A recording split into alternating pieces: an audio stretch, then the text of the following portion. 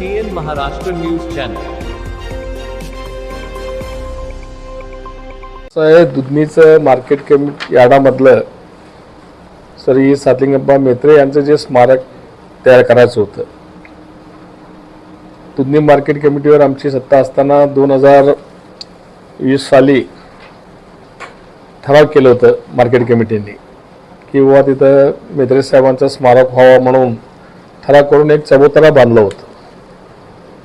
ते पुतळ्यासाठी शासनाचा GR आहे किंवा विविध डिपार्टमेंटचे त्याला परवानगी घ्यावं लागते. त्याला पुतळा असू द्या, मंदिर असू द्या, मशीद असू द्या, गिरजाघर असू द्या किंवा प्रार्थनास्थळ असू द्या, तिथं बांधायचं असले तर 4-5 डिपार्टमेंटचं परमिशन घ्यावं लागतं आणि लास्टला गृह विभागाचं परमिशन घेऊन ते बांधकाम पूर्ण करून तिथं मंदिर असू द्या किंवा मूर्ती असू द्या, स्मारक असू द्या, ते स्थापन करावं लागतं.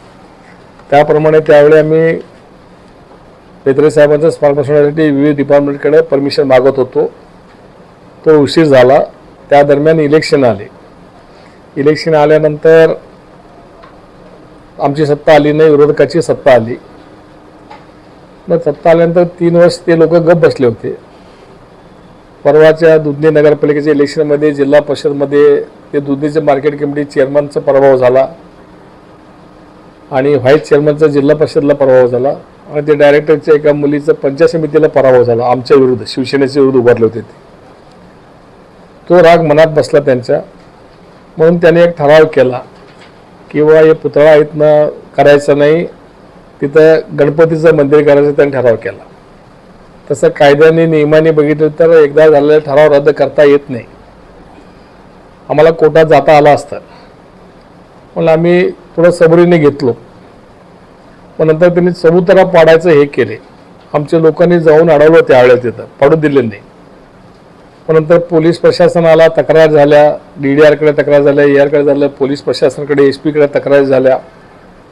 मग झाल्यानंतर त्यांनी सांगितलं बघ इथं काही करू नका. DDRने स्पष्ट निर्देश दिले किंवा 8 दिवसात आम्ही चौकशी करतो.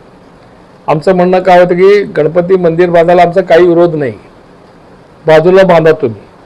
ते मेत्रे साहेबांचं जे चबुतरा होतं त्या चबुतऱ्यावर बसायचे कारण तिथं आवश्यकता नाही, बाजूला जागा आहे. गणपती मंदिरला कोणी विरोध करू शकणार नाही, करत पण नाही. आम्ही पण देऊ म्हणलो वर्गणी वगैरे.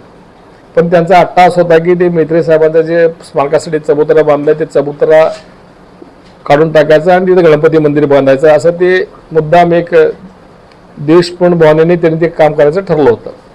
मग तिथं पोलीस आले आणि पोलिसांनी सांगितलं की बा इथं कोणीही यायचं नाही. हे आज जोपर्यंत परमिशन तुम्ही आम्हाला दाखवत नाही तोपर्यंत आम्ही तुम्हाला काही इथं करू देत नाही. आणि आम्हाला सांगितलं की तुमच्याही लोकांना इथं बसू देणार का, आम्ही एक वीटसुद्धा चढू देणार नाही.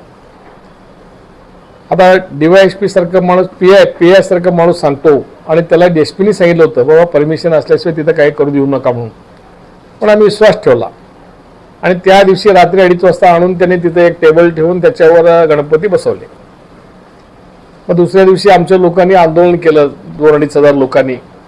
मग तिथं DYSP आले, PI आले, तहसीलदार आले, DDRचं प्रतिनिधी म्हणून AR आले. त्या दिवशी तिथं गोंधळ झाला जरा 7-8 तास तिथं. मग त्यांनी लिहून दिलं आणि DDRने स्पष्ट निर्देश दिला, हे सर्व परवानगी घेतल्याशिवाय इथं काही करायचं नाही, कोणीही तिथं जायचं नाही. 8 दिवसात आम्ही त्यांच्याकडनं मागवून घेऊ कुठले परमिशन आहेत ते सगळं. मग आम्ही विश्वास ठेवला. आम्ही एवढं लेखी दिले म्हणलं तर आम्ही विश्वास ठेवलो. आम्ही ते आंदोलन स्थगित केलं.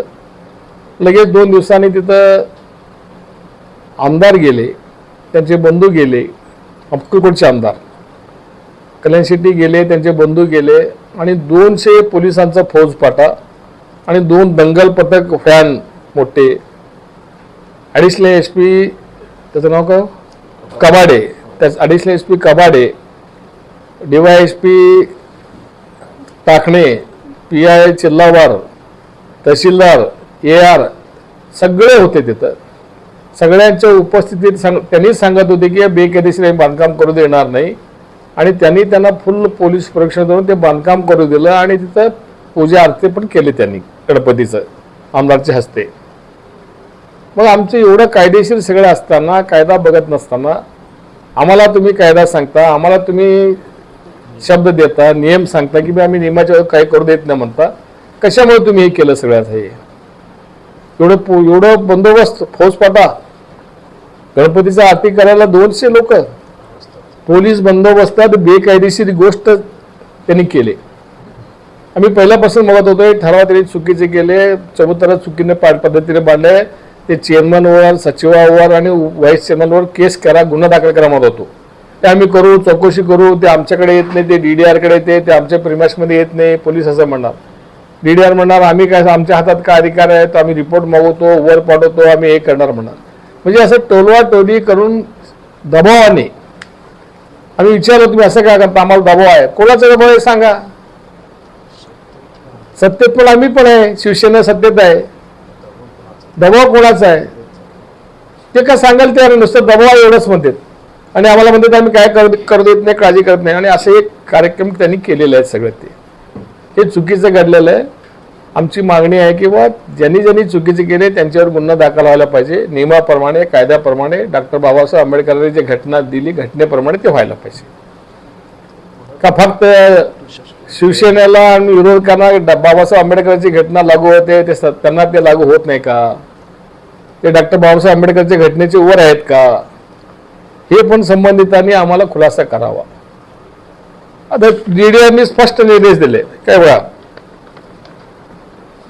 1/6/2026 रोजी आम्हाला बाजार समितीच्या आवारात मंदिर बांधकामाच्या अनुषंगाने बांधकाम करणे व मूर्ती स्थापन करण्याबाबत अवैधरित्या कामकाज केल्याची तक्रार दिलेली आहे. बांधकाम व गणेश मूर्ती स्थापन कामकाजात भाग घेऊन शांतता व कायदा सुव्यवस्था भंग करण्याबाबतच्या घटनेची सविस्तर चौकशी करून कायदेशीर कारवाई करण्यात येईल.